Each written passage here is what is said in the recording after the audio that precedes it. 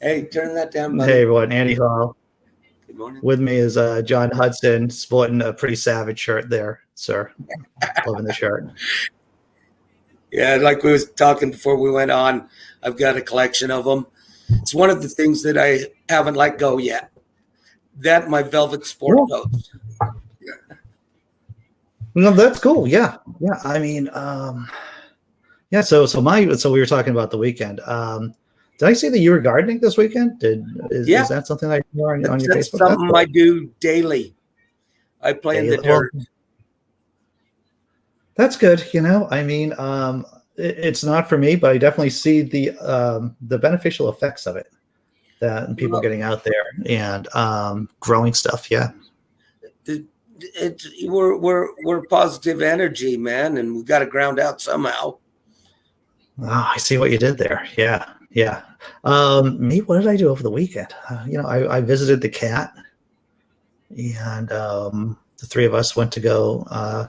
Jesse Bear wants to know: did John start his garden channel yet on YouTube? No, I got it. I'm lucky I can turn on this show. That's about. Yeah, I don't know much about computers or anything like that. I spent my life doing other stuff. I mean, right. if Jimmy wouldn't have turned me on to you, my mornings wouldn't be as bright. I'd get more shit done, but for those of you who don't know the Jimmy that he's talking to, he's talking about. I think you might have froze on us, John. Yeah. I thought you was freezing on me. Yeah, I think you're roboting maybe or chopping over there. Okay, well, we'll keep it short this morning. Okay. It's weird how that is. Sometimes it chops. Sometimes, for everyone, right? I mean, on my own show last night, I mean, I froze. It's like I have no idea why I froze on my own show because no one else was using the internet in my house, and but it happens. You can't help that, right? Right. Especially the internet I have out here. I'm out in the sticks, and then living in the barn dominium, I get in certain places, and I get no reception whatsoever. So I try to really keep, but it's pros and cons. Yeah, that's right. Pros and cons of everything. For me, I would need, if I was going to move out into the country, I'm a city cat. I'm a city mouse. I'm a city cat, obviously. But if I would, even when I vacation, right, when I go off, when my girlfriend drags me someplace, I'm like, so there's a good connection, right? There's a Wi-Fi or there's some kind of internet connection there. And most of the time, that's one of my mandatory things to on the checklist is that there's a decent internet connection for wherever we're going. Yeah, well, I was really connected as far as cell phones and such. I carried one of them damn bricks for years before I got my flip phone that was 6 inches long. The flip phone.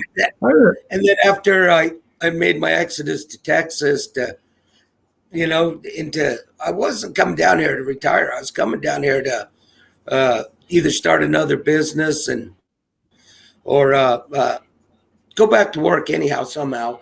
And fucking COVID happened. And yeah, dude. And then I fell in love with being with my grandson. And the kids appreciate my help. They find me being here with them, supporting them, taking care of things is more valuable than the money I bring in. Yeah. I've always thought that having multi-generational families, right, living in the same roof, what just made more sense.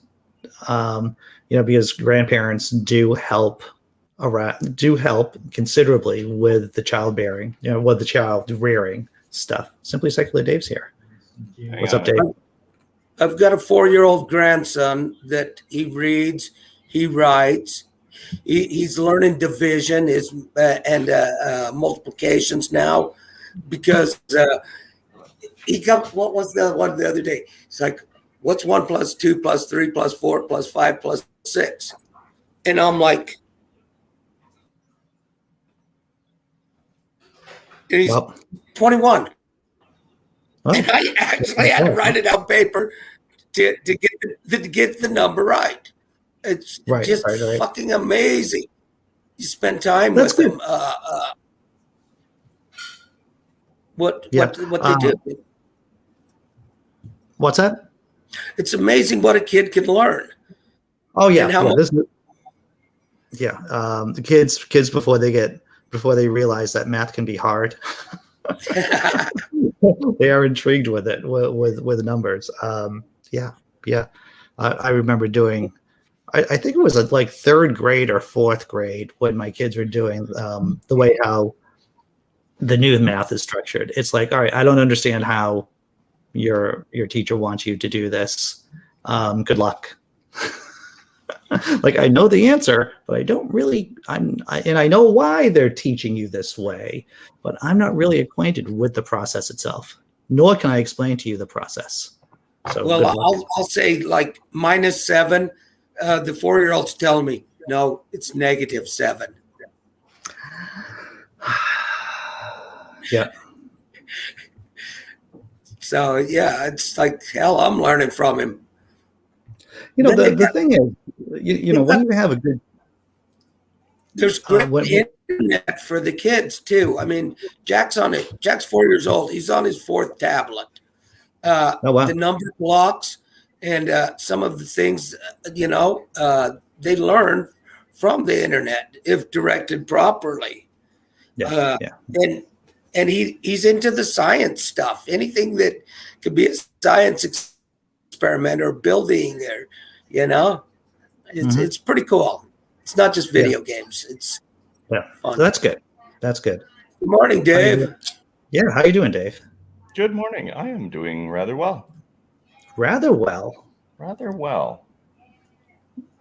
No. I wanted to let me see if I can find that. Yeah. Okay. Here we go. Let me do a little screen share for you here. Okay. Stop bothering me on my phone. Okay, here we go. All right. What you got, Dave? Share this one. Oh, wow. This is what happens when you have an orange cat. They steal your soup. They steal your soup. They steal your soup. Yeah. And they lie on your couch and mock you. Yes. Yeah. Those are great pictures, dude. When you come home from work and you go, hey, Chester, did you have a good day? And he's like, why did you wake me up?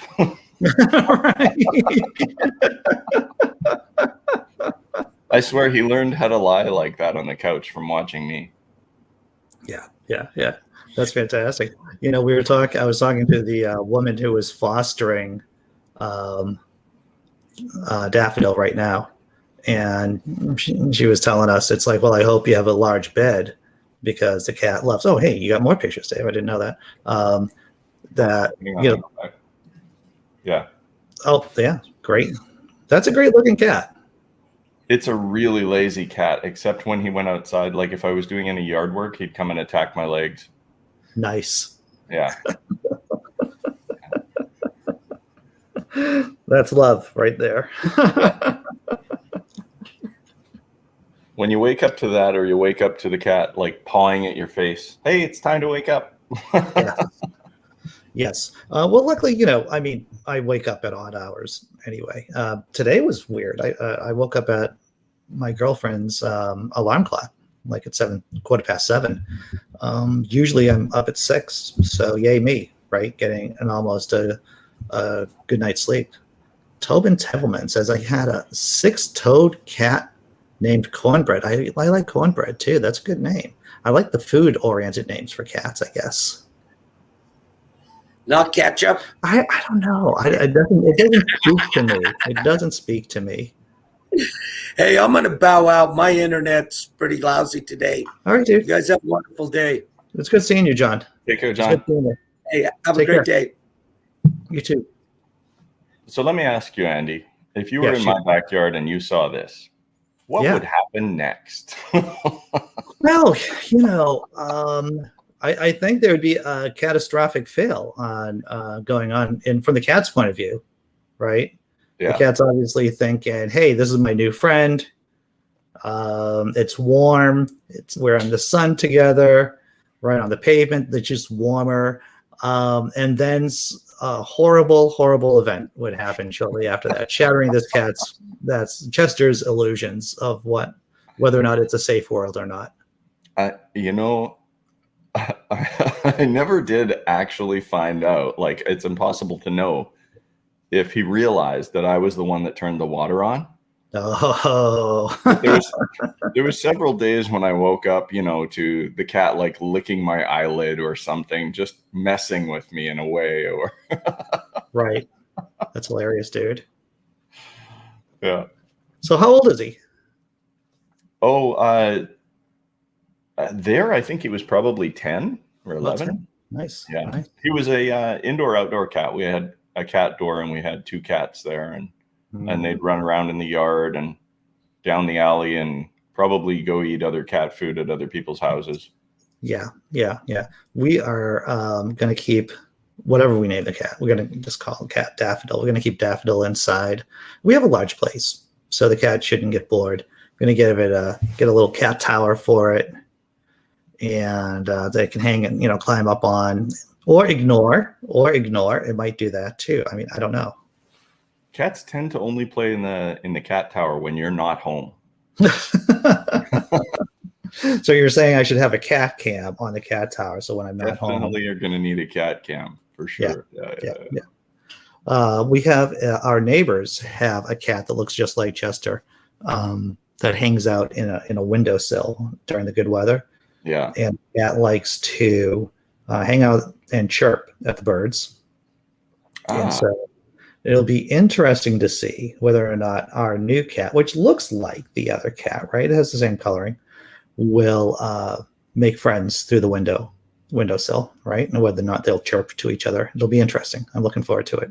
Yeah. So many cat experiments, pleasant, observations. I'm looking forward to it. So it's turning from Cat Search 2021 to Cat Experiment. That's exactly it. Cat discovery, an exploration of catdom. That's what this will be. Yeah. Now, have you had a cat before? I have. I had a cat when I was young with my parents. It was my parents' cat. And then I had the worst cat in the world with my ex-wife. That was a horrible cat. And then I had a cat with my ex-girlfriend a few years ago. And in the breakup, she got the cat. It was really her cat. And now, with my girlfriend. And I think this, I think this will be our cat. I don't see this as being either one of our cats. This will be like a communal cat, because you know how relationships are, right? There's that one person. I haven't had one in a while, but I remember there somewhere in the. Well, let me bring up some PTSD, some horrible memories for you, Dave. Is that typically in a relationship, someone gloms onto the animal more than the other one. So Yeah. I have a friend I used to work with we had a shared office situation. So I saw her in the lunchroom quite frequently and we talked a lot. She had a dog situation that had visitation with both former parents. And I was like, that's messed up and it makes you undateable. You know that, right? I know that my girlfriend, when she got divorced, she had to, her ex-husband took the dog because, the dog went hunting with her ex and all that other stuff. But, if they live close together, I think she would be hard pressed not to at least see the dog every once in a while. I think it's difficult for people. Well, there's a difference between having your ex who's familiar with the pet sit for you when you go on vacation. Yes. and having a calendar in which that person is entitled to take that animal to their home for a week. Those are different things. Yeah. Divorce, separation, relationships, it can just drive people crazy, dude. But you can always get another dog, right? You can, but not that dog. I understand it. I would probably want a clean breakup with the other person. But I don't know, man. I don't know. Every relationship is different. Sometimes people, separate for friendly reasons. Yeah. And amicably. So in that case, I could kind of see visitation, but definitely if I was going on a date with someone, and if I had that kind of situation, like I was having co-parenting an animal with my ex, I would not be leading off with that, Dave. In fact, that's not a first date disclosure right there. That's like post third date. That's like after the third date stuff.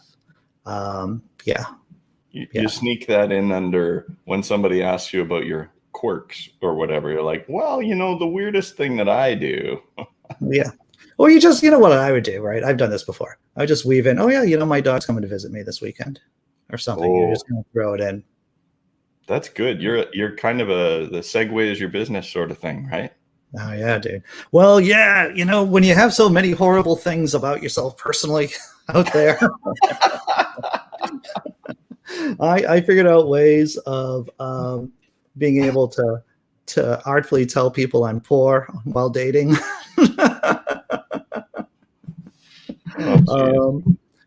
Artfully tell people, well, I do this stuff online. Artfully do that. I say that I'm an activist. I'm an activist. And they say, oh, that's great. Noble cause and all that stuff. It's like, yeah. And then, I'm a comedian too, right? Oh, that's great. And so then you start weaving it all together and they realize what a fucking dumpster fire I am. Hang on, Andy. Have you ever done the thing that I do? And you tell them something that's like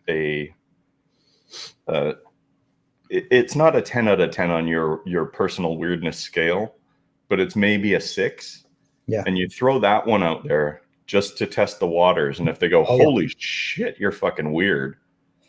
Yeah. Then okay, there's no way you're getting to 8. Yeah. It is true. I like to start off slow and test out those waters, and as well as asking the other person questions. Going on a first date, going on a second date, a lot of it's just running an interview on one of my shows that I do here. It's like, so tell me about yourself. Oh, that just asking these open-ended questions and specific questions too. And so if I play my cards right, I don't have to talk about myself that much at all. That's I find that interesting because there have been times when you've brought up a topic and skated it, and I've circled back to it and said, "Hey, Andy, let me ask you about this." Oh yeah, dude. Yeah. Well, a lot of comedy is just sleight of hand, right? Rhetorical sleight of hand. And so I'm just trying to charge up my computer right now because it was about to die because it was wires. But yeah, dude. Yeah, I've I've been known to skirt questions. I was married for 20 years, Dave. I didn't know it was that long. Yeah. Oh, yeah, dude. You got married young? What's that? You got married young? I got married young. I got married when I was 26, 27, around there. Yeah. And Wait, was there a pet involved in your previous marriage? There was the world's worst cat. We got her. Yeah, we got her early, and then we had to put her down years later because of cancer. There was a tumor growing out of her face, basically. Yeah. Inoperable. And we had to put her down, basically. It was sad. It was a good experience for my kids in the sense it was a learning experience. And I still talk about it, actually, whenever I do it. The few times I actually do talks, like in front of atheist groups, open or spoken word stuff. I talk about my son's experience with the passing of our cat. And it's an example of how you don't need faith, you don't need religion to be empathic and to be compassionate. And because a lot of people, the traditional thing is with theists, it's like, well, how can you be moral or how can you be compassionate? It's like, well, let me tell you a story, because I have a story about this. Yeah, I know. What is this? Oh, geez. That's after a breakup. I took the dog and he kept the cat. A few later, the cat accidentally got outside and passed away, hit by the car. That's sad. Yeah. I was in a relationship with a female person who had a cat when I arrived, and the cat attached to me, shall we say. It would I'd always wake up with this thing curled up between my legs or on my chest or under my arm or something. It's just because I'm a warm person when I sleep. Right. I have a fast metabolism. So the cat was snuggling in the warm place. And it would like sit on my lap when we watched TV, and it was quite attached to me. So when we broke up and I moved out, she's like, that's not your cat and he's not going with you. And I'm like, yeah, I'm totally on board with that. I don't want to take Kitty with me and the whole thing. A couple of weeks later, I get a phone call. Hey, our cat needs surgery. Yeah, I'm sorry. I'm sorry about that. Unless I get visitation rights. Yeah. People do get weird about everything when they break up. Yeah. In terms of, kids, animals, stuff.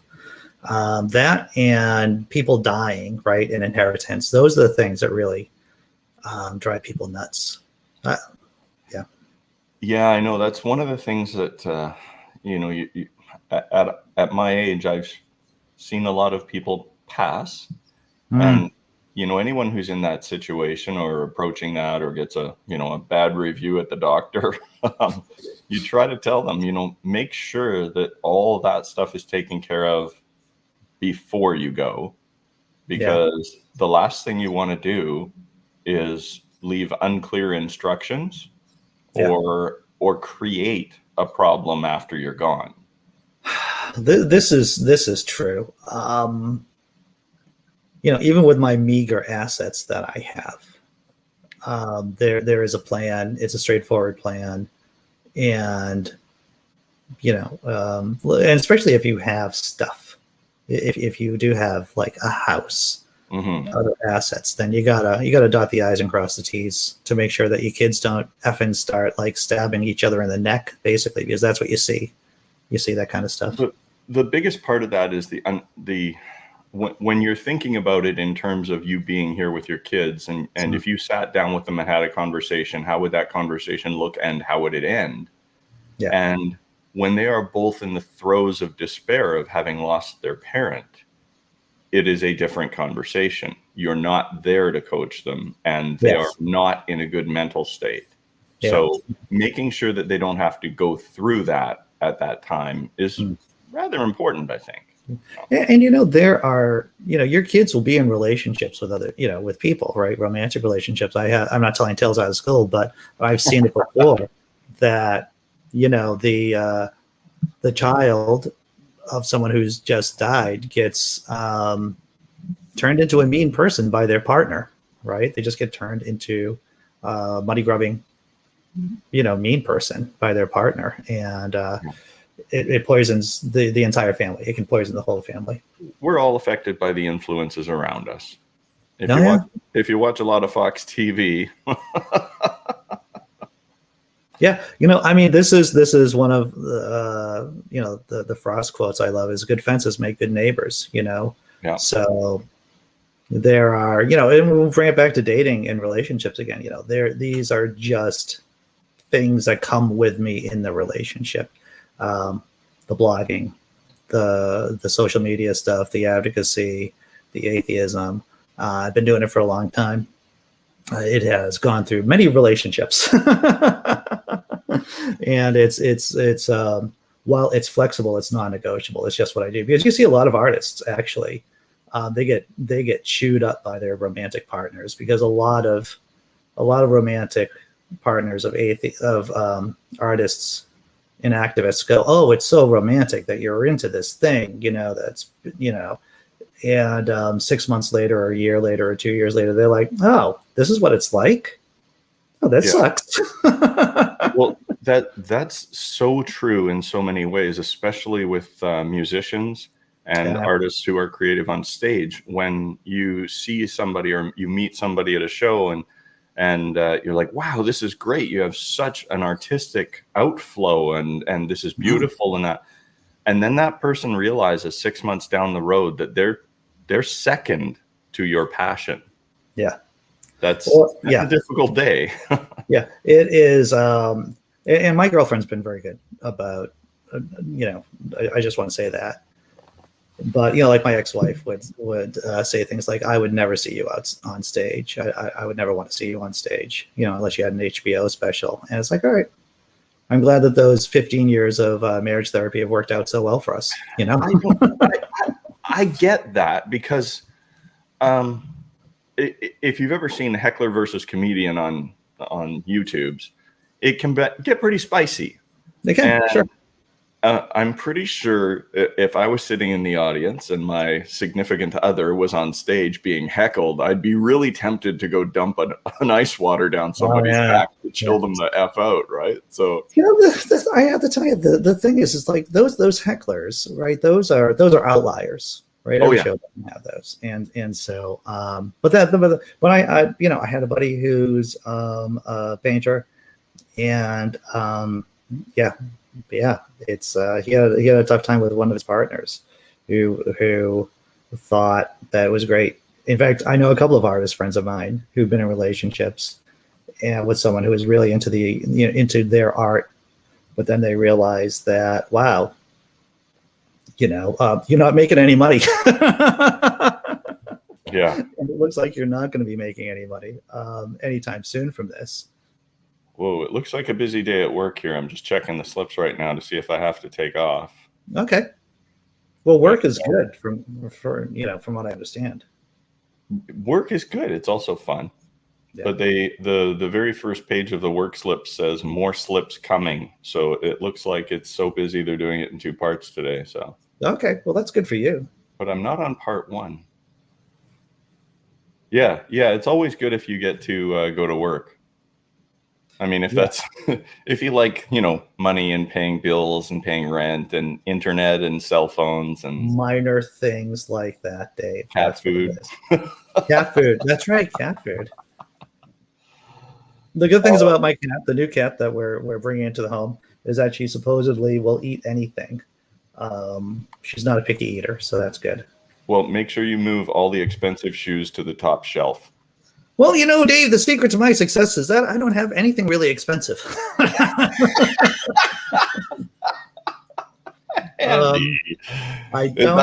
that why the girlfriend said, and that's why we can't have nice things? I don't have anything expensive. One is that I don't have a lot of money to buy expensive things. And 2, it really does boil down to a kind of a prudent way of spending my money. I read through Rich Dad, Poor Dad, a book. It's not rocket science, Rich Dad, Poor Dad. And there's a lot of things I don't agree with it. But one of the things that the author says is that, when you have money, if you have money, you should be spending that money on assets, on stuff that will try to get you more money. So that being said, what I don't spend in beer or on my kids, I try to squirrel away. So so like I have one pair of sneakers. They are literally, they just started falling apart. I've had these Vans. Vans appear to be the most sturdy brand of sneakers I've ever had.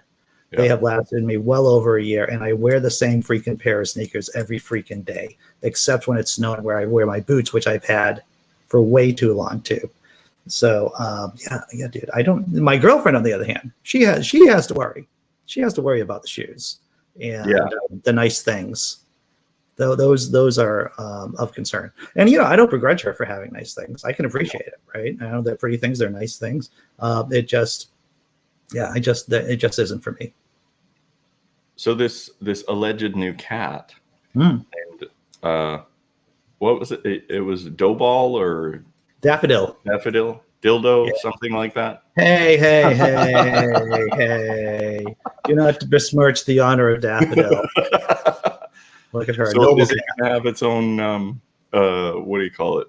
Amazon wish lists or, for cats? Well, that's a good question, to tell you the truth. So we got the basics because there was a small chance we were going to get the cat yesterday. So we did a big sweep of just crap because this all moved very quickly. Just like when you like buying a house or a car, like once you actually start getting into the chute on this kind of thing, things move really fast. And so we went down to the local Target. We got the cat food. We got we got everything except for a cat carrier because they didn't have any cat carriers there. And then so there was like a couple of reasons why we didn't get the cat yesterday.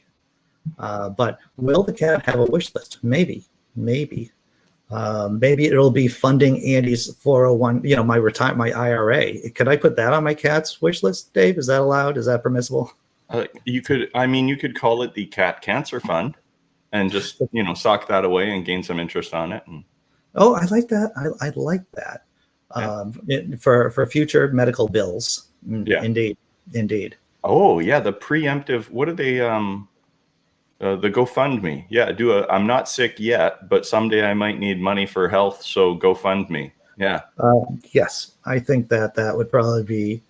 It would be. I think. One of the things, as anyone who's watched the show has followed me over the last decade or so that I've been doing this. I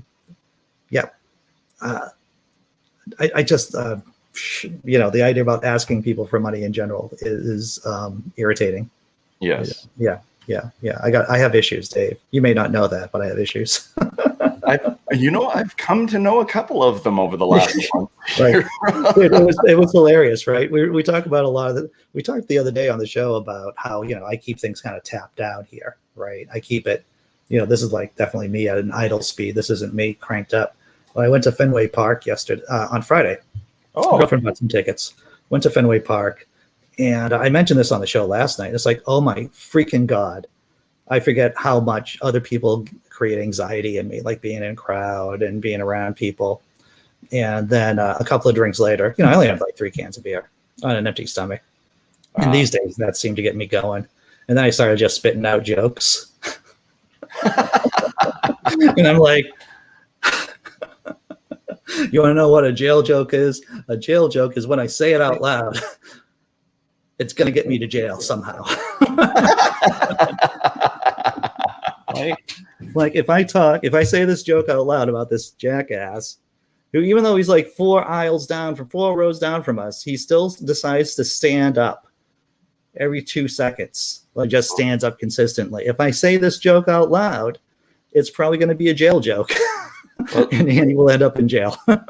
I've seen that a lot in the United States, but it's only usually at football. So maybe he was a football fan at the wrong sport because they stand up every time something happens. Yeah, dude. Yeah, he was a young guy, so he could handle standing up. He did kind of simmer down after a while.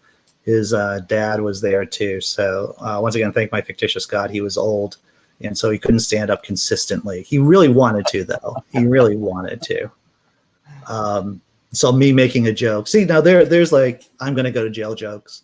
And then there's just stuff underneath that when I'm like making some kind of comment about this guy's effing fake, his artificial hip is the only thing that's keeping him from not standing up, for the entire 9 innings.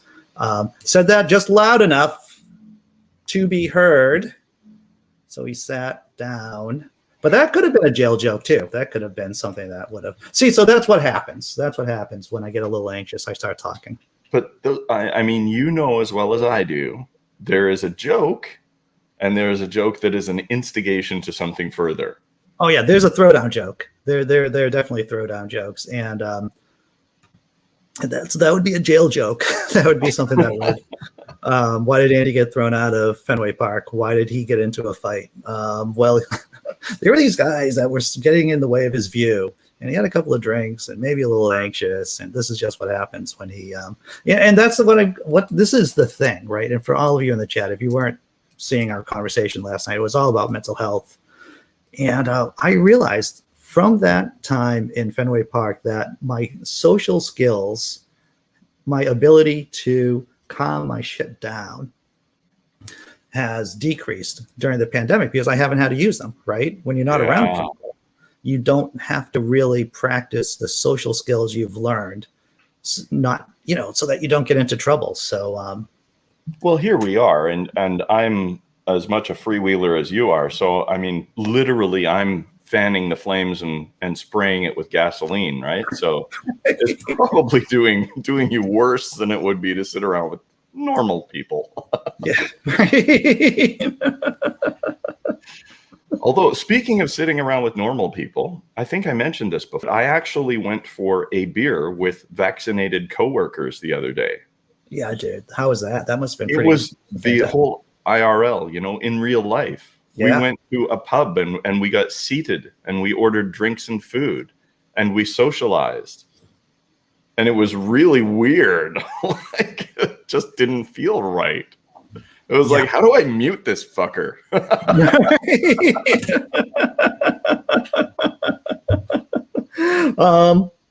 Yeah, it's I have seasonal allergies, and my girlfriend has seasonal allergies, and my kid has seasonal allergies, and so all of our seasonal allergies just happen to like crank up over the last day or two. After our time over in Fenway Park, and I'm going, all right, I know the chances of having a breakthrough event with COVID, after being fully vaccinated is super rare, but not impossible. I know that my girlfriend and I both having a breakthrough event with COVID is super rare. And having my kid and of course it's not COVID. It's just me being paranoid, Dave, in chat. That's all it is. Because my girlfriend's like, Andy, COVID doesn't make your eyes water. It just doesn't do that. It's like, all right, maybe you're right on that. I think we're way past allergy season. Most of the blooming bushes in my yard have dropped all their flower leaves already, and the hay fever season has pretty much passed. And that's good. Yeah, we had our first summer early, and then yesterday it was like too hot to not wear sunscreen. Oh wow! And this morning when your first stream was on, I noticed there was actually a hint of rain on the skylight in the bathroom. Oh, but it seems to have passed, which is nice because if I do end up getting work, I'd rather not be rained on. Oh, dude, I never even thought about, and this is how narcissistic I am, I guess. I never realized that when you work, it could be raining sometimes. Oh, Andy, I worked in the rail yard in the snow. There was like 4 to 6 inches of snow because the trains come across the mountains, right? And it was cold and windy and slippery as that effing word. Yeah. Wow, dude. So not only do you have, because it's a somewhat, we talked about this before, it's a somewhat dangerous environment, right? There's a lot of moving pieces going on. You have to be aware of multiple things at the same time going on around you. Yeah. But doing that when it's raining or snowing, icy conditions, that must be crazy, dude. We actually, there's 2 different docks here, and one of them's right on the water, exposed to the Pacific Ocean. It's behind Vancouver Island, but we're still exposed. And they can't actually fly the cans if they're under 20,000 pounds and the wind's over 50 kilometers an hour. They won't be able to move them. They'll just be blowing all over the place and twisting and turning. So they actually shut the dock down when it's windy. When it's icy, they de-ice as much as they can. Yeah. But there comes a time when work becomes impossible. Sure.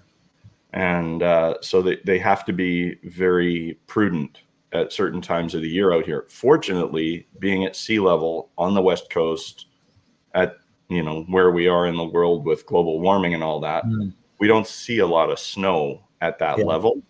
Sure. And when we do, there are certain trucks that they have solid rubber tires, and they just can't use them in the ice and in the snow. Interesting. When you pressurize ice under a tire that has no tread on it, and it is under an 80-ton crane, bad things happen immediately. Oh yeah.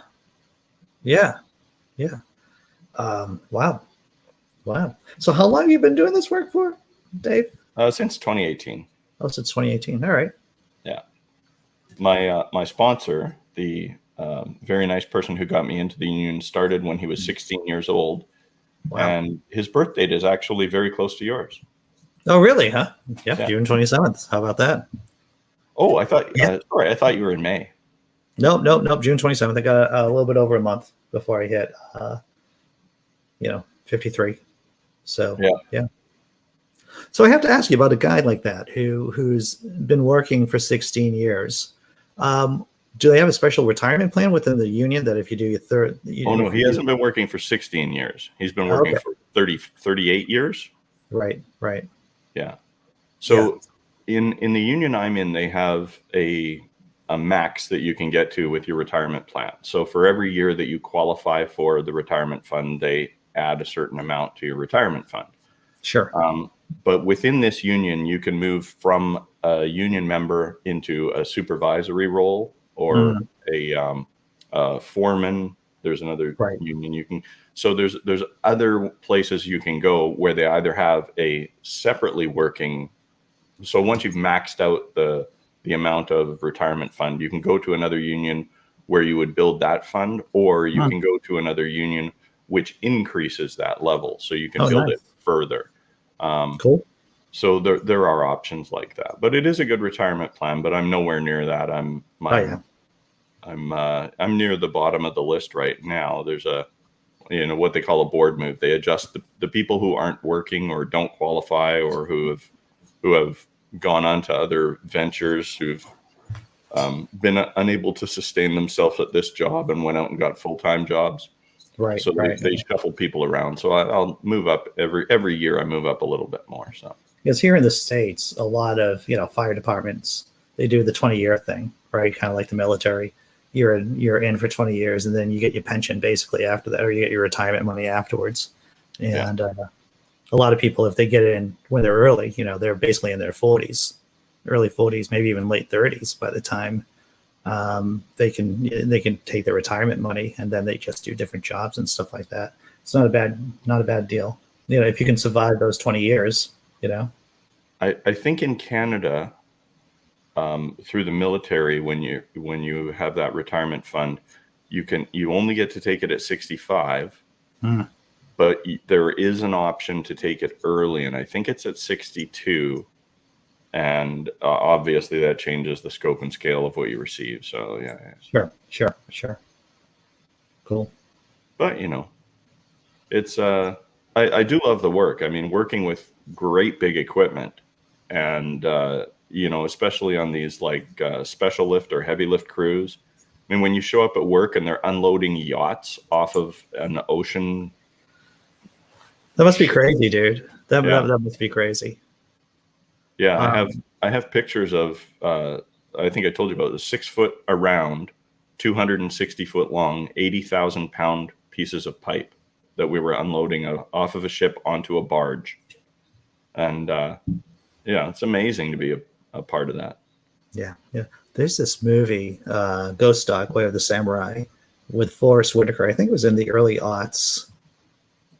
It might have been the late 90s. And I'm not, this is an old movie, so I'm not, spoiler alert. But and part of it is about, how does one find meaning in life? The main character finds meaning by going through following Bushido, the traditional, laws of the samurai or rules of the samurai. But there was this absurdist character who was building a boat in his backyard. It's like, hey man, if that's what's working for you, rock and roll. Well, I hate to throw tragedy on your story, but I used to date this girl whose father was a demolition derby driver and very popular at it. And in his retirement years, he built a fishing boat in his driveway Did I mention that? In his driveway? He built a fishing boat in his driveway, fiberglass hulled, really nice, but he ended up somehow with a fishing license tag. So in British Columbia, there's like literally a metal plate you stick on the boat and that is your registration for being able to fish commercially out here, because it's quite restricted, and there is a lot of poaching. He had this license. So for years, he built this ship in his driveway and finally put it in the water and launched it, named it after the first half of his first daughter's name and the second half of his second daughter's name. Oh, that's nice. And it was nice. And he put it in the water, used it a couple of times, and then decided it's time to go fishing. So he hired a crew, and those two people took his ship up north where the large, vast numbers of fish are. And within the first 2 weeks, it burned to the water line. Oh, no. That's horrible. Yeah. You should have kept it in the goddamn, driveway, Dave. literally every screw, every piece of wood, every nut and bolt on that ship he put together with his own hands. Yeah. And within 2 weeks, it was poof. Yeah. Wow. I felt so bad for him, but Well, I hope he had insurance on it. I hope he had insurance on the boat. I hope he did, yeah. But if I was ever going to build a boat, it would be on dry land. It would never go into the ocean. I did some electrical work. I installed some ground fault interrupters in the bathroom, because that's actually code here in the place that I moved into.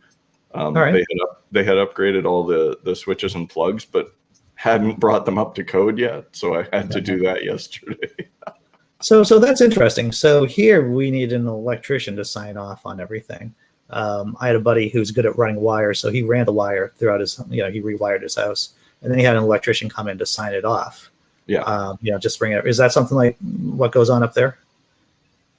There are certain repairs that you have to have permitted, and you have to have an electrician. You have to have them approved. I don't know for sure that replacing something that's already there, that is already there. They sell them at Home Depot, right? It's not like this is a contractor only sort of deal, right? Right. I hear you. However, today, if I don't end up working today, I'm installing a new bathroom fan and a timer switch, so that when the bathroom fan is on, you come home from work and you realize the bathroom fan's been on for 9.5 hours. So I've always used one of those like 5-minute to 30-minute timers on my bathroom fan, so that I'm not wasting electricity. Well, that's smart.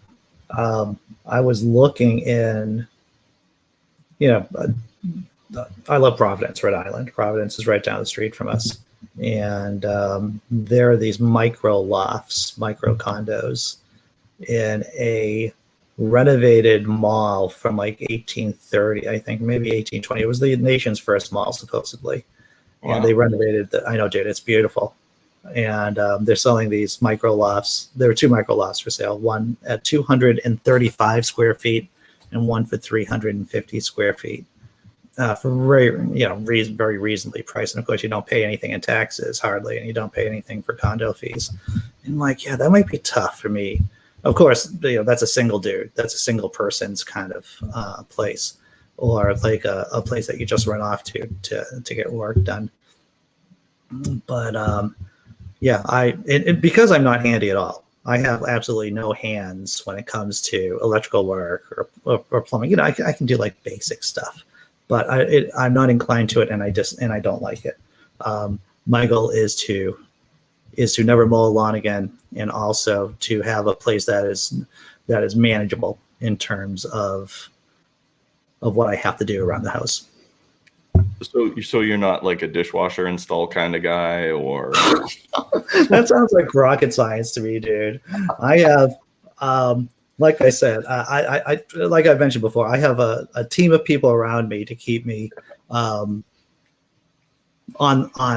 track. So I have a buddy who, my buddy that I mentioned, who did the wiring for his own house. He is the guy that I call when I've had problems before, like my water. When I was selling my condo about 1.5 years ago or so, my water heater was acting funky.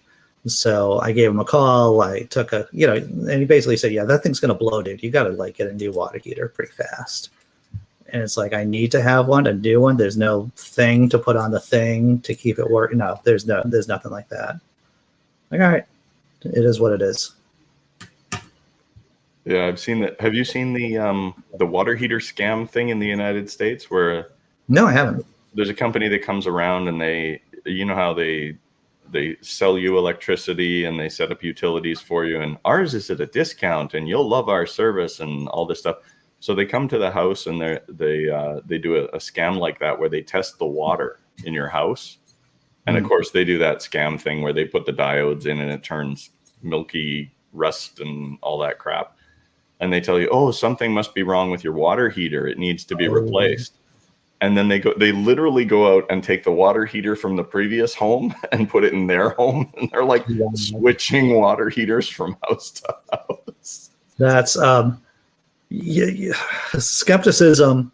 You know, we talk about skepticism a lot within the community about deconstructing Christian arguments, right? And finding logical fallacies.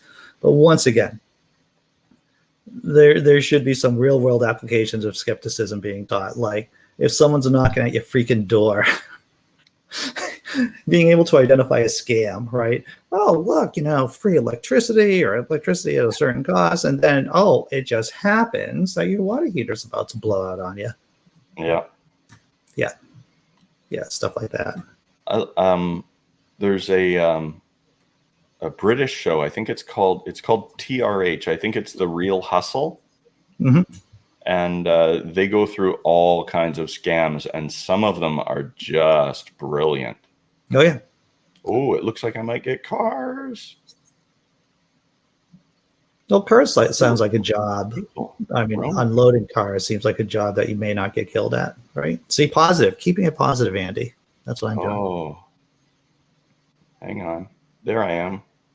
I am working at Deltaport number 1 on the ship called the Hyundai Tokyo. If you look up Hyundai Tokyo on the marine traffic thing, it will show you exactly where I'm working today. So I gotta go. All right, Dave. Good seeing you.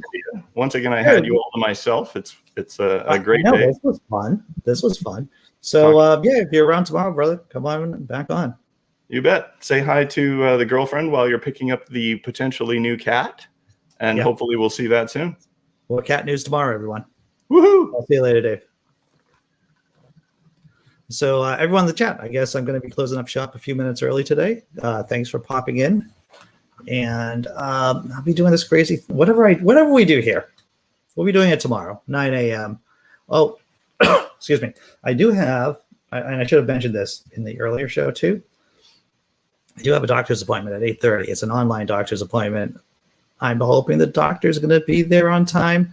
I may have to start the show later tomorrow. So once again, I may have to start the show later tomorrow. I'm just doing an intro talk with my doctor, my new doctor. It's all Zoom stuff. Hopefully I'll be able to start online on time, but keep an eye out. So I might have to push it and just do a half an hour show tomorrow. I'm not sure, everyone. But thanks for watching. Take care. Be strong.